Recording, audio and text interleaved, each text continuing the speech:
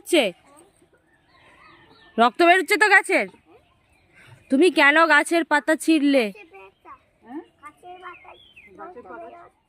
রক্ত বেরোচ্ছে তো?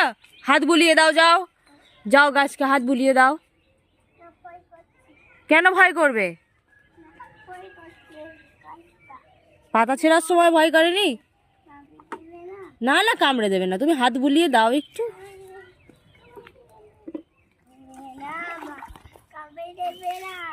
কামড়ে দেবে না।